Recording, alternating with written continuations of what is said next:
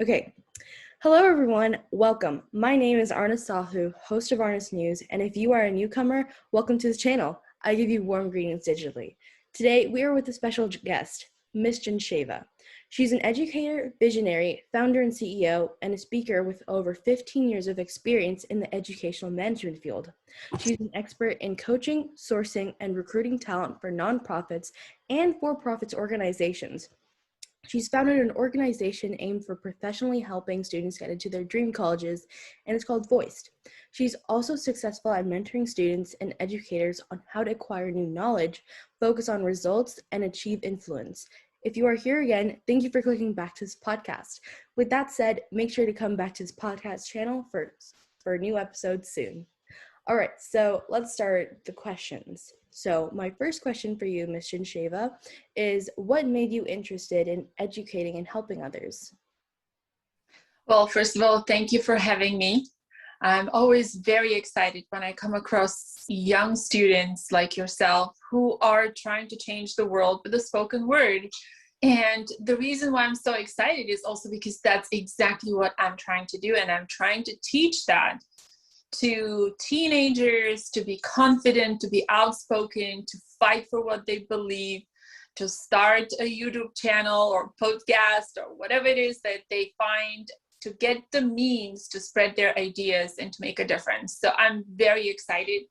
When you approached me, I just couldn't hold it to myself, and I share that with everyone just because it's really exciting to see someone taking that kind of initiative. So I'm very, very grateful to be here and having this conversation.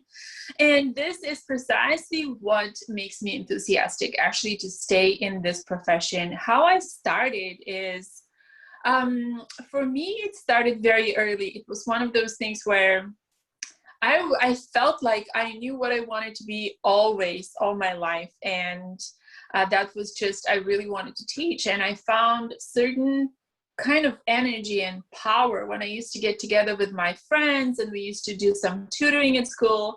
And it always felt like, well, when I'm alone and think all these thoughts, or I'm reading something and I'm not able to share it, it just felt really sad to me. The entire enthusiasm or the excitement of learning something new just fizzles away.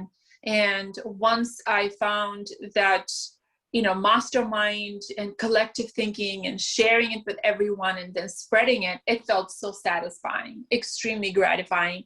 And later on, I just really knew that this is what I wanted to do pretty much all my life. And this is what I've been very lucky to have my passion, to discover it really early and to be able to follow that. And I think it's a true blessing to be able to work with young students, because to me, it is extremely exciting. Meeting young people, hearing them think and discovering their creative geniuses. And sometimes it's actually more exciting to me than communicating with adults. But there's certain power in sharing ideas with young minds, and I love it. So this is how I discovered it, and I'm hoping that I'm helping others to discover their passion too. Okay, thank you so much. Mm-hmm. All right, so my next question I have for you is, what are the best resources that have helped you find your career path? We live in a time, especially now, when we are extremely fortunate and blessed because of social media and all resources that we have at our fingertips. When I was growing up, I remember even in college, many times for me to be able to submit my assignments or to do my papers, I had to actually look for, go through libraries, dig in, and I had to translate works from English and Russian so I could write it in my own language, which is Bulgarian. So it will take days on end sometimes. And today there's, you have access to any kind of information and database at your fingertips. So the resources are there. For me, I go back to history. I go back to old, even going back to, the time of the world's inception and how men thought and how they traveled and what they, how they made decisions and what really drove them as human beings. And those are some of the resources and the inspiration that I find. But also today, there's so much that's written in the area of education and in the area of human development. So for me, resources really will be reading continuously. I have some favorites, Jordan Peterson, many days, sometimes on the weekend when I find myself depleted and I feel like I just need an inspiration, I will listen to his lectures, I'll read something from him, and I find him to be always fresh, this like a pond, river that is full of ideas that I just tap in and I feel all refreshed and ready to start my week. And I go back to, some of the spiritual teachings of some of my favorite role models, like A.C. Bhaktivedanta Srila Prabhupada, who single-handedly translated the entire history of the world, the history of India. And reading and learning continuously makes me very excited. So those are my resources. Those and many other. I have a huge list, but I'm always surrounded by some awesome books. So yes, reading books is what gives me enthusiasm. Mm-hmm. All right, that's amazing. Okay, so my next question is, what advice would you give someone wanting to pursue a career similar to yours? I would say thank you and welcome, because the world really needs you. If you are planning to be an educator, you have lots of work to do. So brace yourself, and first of all, understand that this is not going to be a glamorous job, because there will be many days when you will have to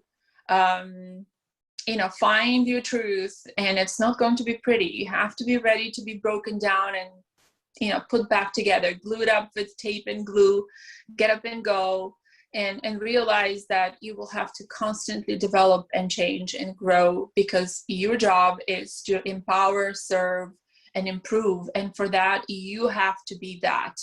You have to really walk that truth. You have to walk the talk, and it's not going to be easy, but oh boy, does the world need you.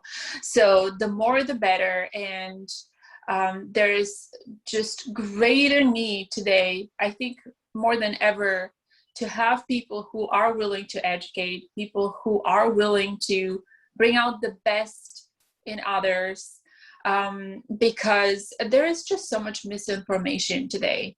And I mentioned earlier, there are many resources, and there's so much that's going on out there in terms of education, and there's constant supply of information, but being informed is not the same as being educated.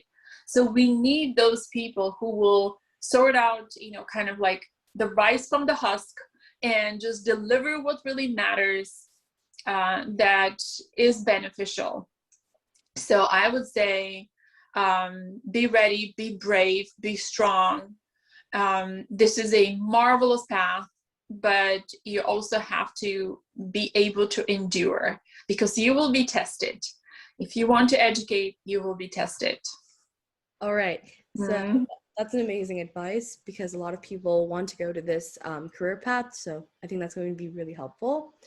But the better. Yeah. So, and then my next question is, what's one thing you wish you had known when you began your career?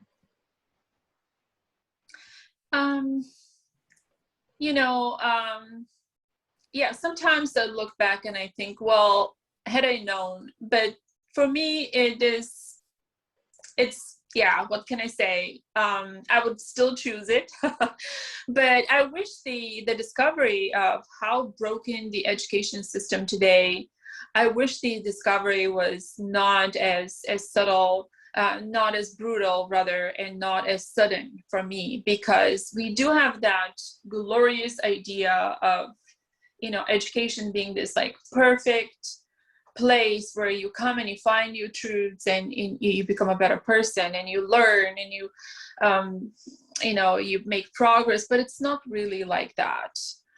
The educational system is definitely very broken, and in many times it's either seen as in many times the educational systems are just basically a way of doing business. They are seen as profitable machines, which is really, really sad, because all you do is you just regurgitate all the information in the name of grades. And that is heartbreaking for me. The model of 32 students in the classroom, where you have the ultimate authority, which is the teacher, that gives you the grade, not that you earn it, but that teacher, he or she or they just give you the grade, and you're there at their mercy. And that is kind of a sad discovery for me. The discovery that nothing really has changed from the past, and everything we try to do as society, with all the development today in the area of technology and mathematics and science, we were not able to change that old model from back then. And we expect our expectations from our students have changed when they enter a new work environment, or even educational higher institutions of learning like colleges. However, we do not give them any new model of learning and study and achievements, and we have more and more expectations. So that is kind of heartbreaking for me. I really would like to see many changes in that environment, in that area. So I wish I had known how difficult those changes will be, how almost nearly impossible, because uncrusting that old structure is just fighting many dragons. And as much as I feel educators are cognizant of what's happening and they are fighters by nature, somehow that unity or that vision of what needs to be done is still lacking, and action also is lacking. So that is, like I said, I wish I'd known, even though we can kind of see the results today, it is still not apparent that changes are needed to many, and that's a bit sad. Okay. So this kind of ties in with the previous question, but what was a big challenge that you faced? Well, in my professional life, one of the biggest challenges, again, is realizing that education is seen as, as almost as a business more than an institution of learning. And that realization is where I'm trying to bring in the best of both worlds, especially now that I'm an entrepreneur and an educator. And I always allow for the educator to win over the entrepreneur. And I will always keep it that way, because this is what gives me highest satisfaction. When I work with students, to me, it is the educational side of my job that takes priority, even if sometimes that means longer hours and exhaustion and, looking at someone's writing hours on end just to improve one sentence, because that one sentence is the difference between make it or break it, or getting in, winning a competition, or just giving them that best advice, or so for me, that is what really matters. Just seeing education for its pure value versus it being a mechanism, a way of propelling a business. And that's how I intend to keep it. Okay. And then my next question is, what is a common myth about your profession that you want to debunk? A common myth, I would say, is just, and here's what I just heard it yesterday, and I have been hearing this, for a while now, and I just laugh when I hear that. But at the same time, I feel a little sad, and I know there's a lot of work to be done. And here's the myth. We live in an English-speaking country, and our students automatically, they're born, they get up, they walk, and they speak perfect English, and they're amazing. And there's really no need to teach them how to write and how to speak and how to be persuasive and how to express themselves better. And this cannot be further from the truth. So we have a lot of work to do in that area. And another myth is that just going to school, getting good grades, being this excellent high schooler will automatically land you the best college and the best opportunities in life. And all you have to do is just get up, do the assignments, be this like super diligent person, earn the grades, and there you are. That is your path to success. And that is a common myth that is upheld by schools, by teachers, by parents, even by students. And that cannot be further away from the truth. Again, we need to teach our children, first of all, how to be financially savvy so they can be successful. That's number one, which is really lacking in our schools. And number two, we have to teach them how to continuously practice methods of personal character improvement and how to stay happy, challenged, and not depressed, and not overworked and not overwhelmed. How to take care of their health and how to care for their mental and physical health and their financial health. So these are some of the things that are not given to them. And there's really no resources much out there for teenagers. There's a stigma attached to a lot of these.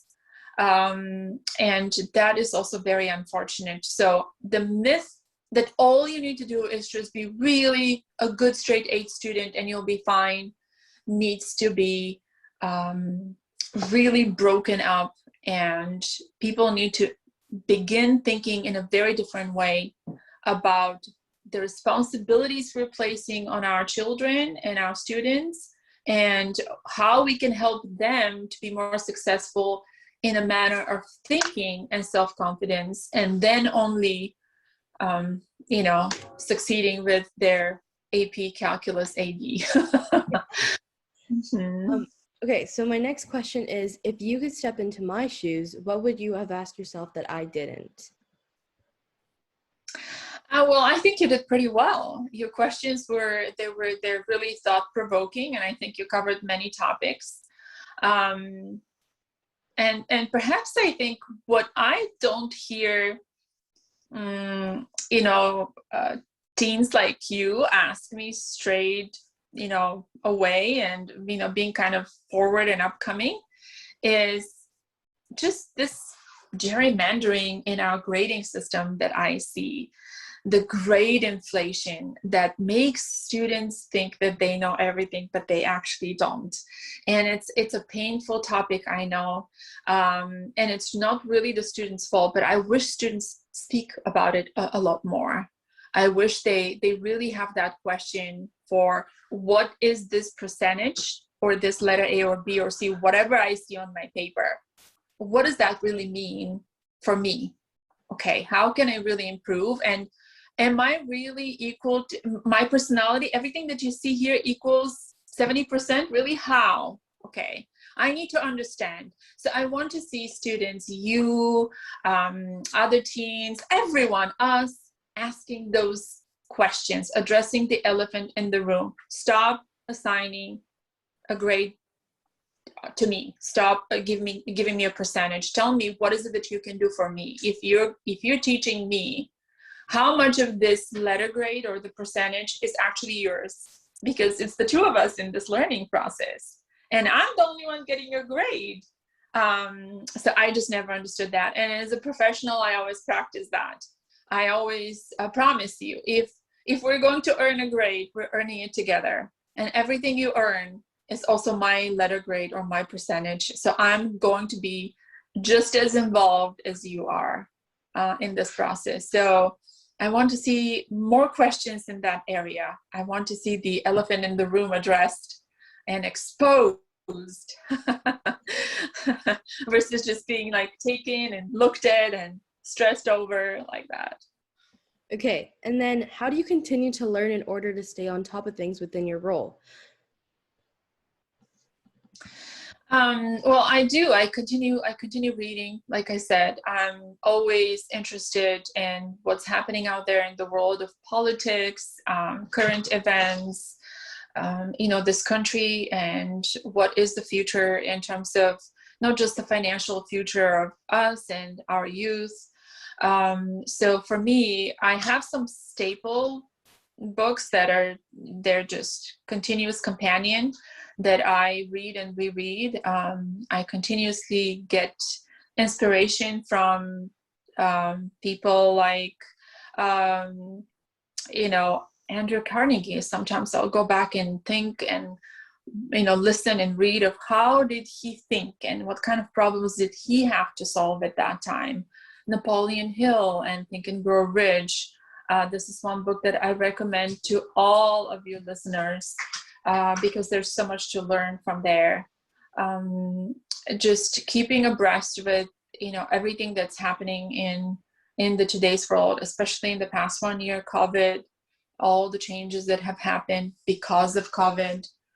They have been a great indicator of where we are as a society and how divided we are and what can be done for the future generations so they don't have to struggle and face difficulties, or when and if they face difficulties, to have the character to do so. So yes, I would say continuous reading, continuous character improvement, and asking tough questions and not be afraid to change the status quo. Okay. And then what do you think is the vital factor that shaped your career in life? What was your life before learning it, and what was your life after learning it? I think a vital factor for me was internalizing that I'm really responsible for what is happening to me. Okay. And it's not really the place that I was born at or the people, my family, the people I'm surrounded by. It is none of these things. And sometimes, when things happen, we tend to blame everything but ourselves. So internalizing that, yes, it is, I'm in control and I can change what I don't like based on how I see it and how I think about it, and not the other way around, that it really starts with me. And I have all the tools available. And as long as I have the desire to make a change, and as long as I am able to, and I'm staying strong and optimistic, then I can see the results, and I can invoke the results. I can bring them to me. So that kind of realization, that was a vital factor that made a huge difference on how I view the world and everything that's happening, to keep me happy no matter what. So some say it's also luck in addition to all that, but I don't consider myself in any way lucky. I feel everything that came to me had to be earned. And that gives me some sense of satisfaction as well. So yes, the fact that we're all responsible, that kind of realization, it comes with time, and it's not always easy, and it doesn't always stay. So you have to remind yourself, hey, hold on, it's actually here. It's me. Let's flip the plot and see what happens. Yeah, I think that's like a really important that a lot of people don't know about. So it's really nice that everyone can understand that. Okay, so who is your biggest role model or biggest influence on your life? I have several, and I have several really big influences, and I think that is true for all of us. I don't think we can say that we're all, that we just have one influence, and some might, for sure. For me, it's been several different influences. One of them is a person that I find some strength. Sometimes I even look at her picture when I feel that, am I making the right decision? And that is Barbara Baker. So Barbara Baker was the founder of Challenger School, and she started teaching in 1963 from a small storefront-like place in Saratoga here in the Bay Area. And single-handedly, she grew her small school to 26 private schools in the country today. And the reason why I find her to be an inspiration to me is because of her faith that the educational system at that time, and even today, is undermining the students' intelligence, and that they can definitely benefit from something more. If they were given the opportunity, they will rise to the occasion, and sure enough, they did. So her beliefs that teaching core values and character and just exceptional values as human beings, which we need to succeed, in addition to academics, is something that needs to be introduced in the classroom, and she did. So for me, that is strength, and her act inspires me. The fact that she was very successful obviously is also very inspirational, but just the ability to think differently at that time and to do something about it is a great sense of inspiration. And no, as I mentioned earlier, I mean, Jordan Peterson, he's an amazing educator, just fearless of speaking his mind and trying to make a difference, and amazing, source of inspiration for me on an intellectual level, in terms of, again, making a difference and creating a huge movement and introducing a change, an enormous change in the world, again, is A.C. Bhaktivedanta Swami Prabhupada. And I have to say that he was this Indian-born man who was in his late 60s, I believe, when he came to New York without anything. All he had is a typewriter. And when he came here in New York in this really cold winter days in the 1965, no one had heard of him. No one had heard of anything that he had to offer. In 12 years, in a very short time, he was able to introduce and begin a major spiritual movement that spread throughout the world. And this takes courage, this takes dedication, and this takes the desire to make a change and to educate. And for me, that is just simply awe-inspiring. How having the courage to travel and make a change, having the courage to start a school, and at that time in 1963 for Barbara Baker, or having the courage, as Jordan Peterson is today, to throw out so many myths and just stand up and roar his truth. So these are marvelous personalities, and there's so many more that I find inspiring. Okay, and then my next question is, what was your lowest point in life, and how did you overcome that obstacle? This one made me this specific instance in my life made me change a lot. And I must say, we all have low points in life. Again, it's up to us on how to respond. And sometimes it sounds as a cliche that you have to be strong and, dust yourself off and start again. And it's not as easy. It really is not. So I've always really enjoyed, as I said, working with students. And at that time, I was a director at a private school here in the Bay Area. I was faced with some difficulties working with the people that I was placed to work with at that time. And this was a job that I just absolutely loved. I had been there for many years. I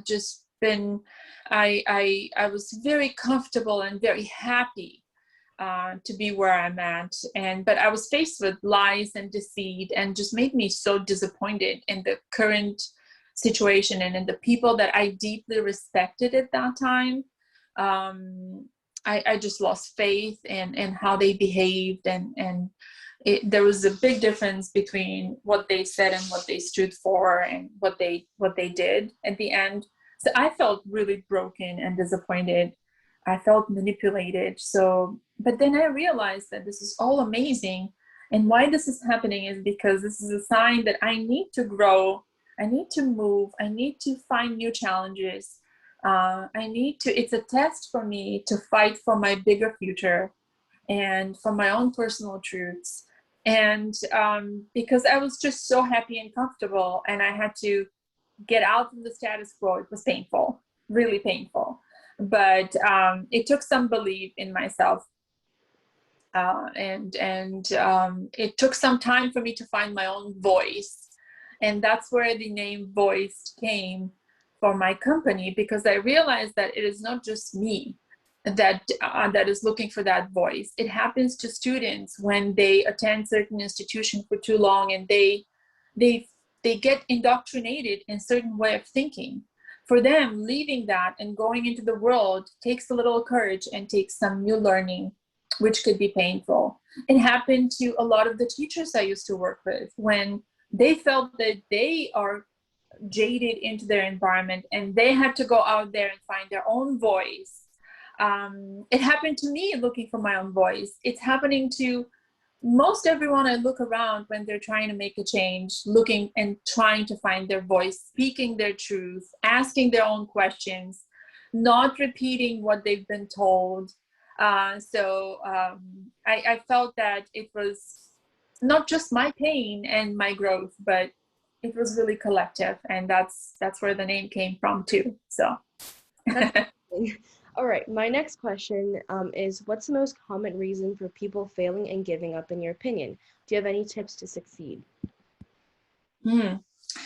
Yes, I hope I have tips. I hope I have useful tips.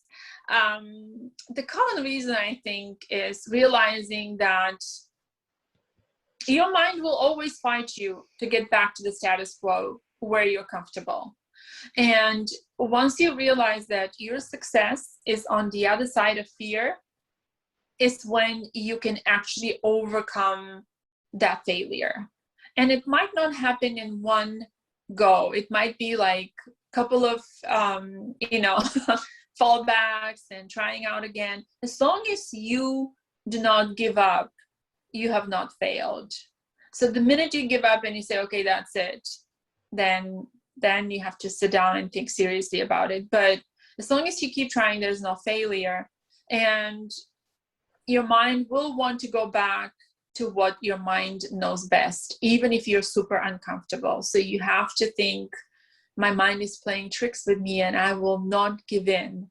And just when it feels right to give up, just when you're convinced, okay, that's it, I've tried everything, this is not working. I have already worked at this for so long, I'm exhausted. Just when you think that you're exhausted and you have given it all you've got, that's a sign for you to keep going. Whatever it is that you're doing, even if it is something super simple, from your bruised knee to your bruised ego to your, completely sleepless brain that has to still function, to whatever it is that, one might be doing, just when you know and you're convinced that's it, I'm done. That's your sign that you're not done and you should keep going. So that's a reason why people keep failing. They just don't recognize that there's that sweet spot when you don't give up. Okay. Yeah. Okay. So my last question is, do you have any tips for the audience? My tips for the audience is to keep listening to your podcast, to keep staying educated, curious, asking questions, and to keep learning. But once they have felt that they have something to share with the world, to not hold back, but to use their voice and share that. And even if it is not perfect, even if it is not correct, politically correct or socially correct, even if they feel that the world might be against them or no one will hear and no one cares, even then, for them to stay curious and speak up. Find out what it is that works for you and go get it. It's out there. Okay. Thus, that concludes the episode for this week. If you want to know more about how I relate to these amazing topics, then stay tuned for the upcoming episodes.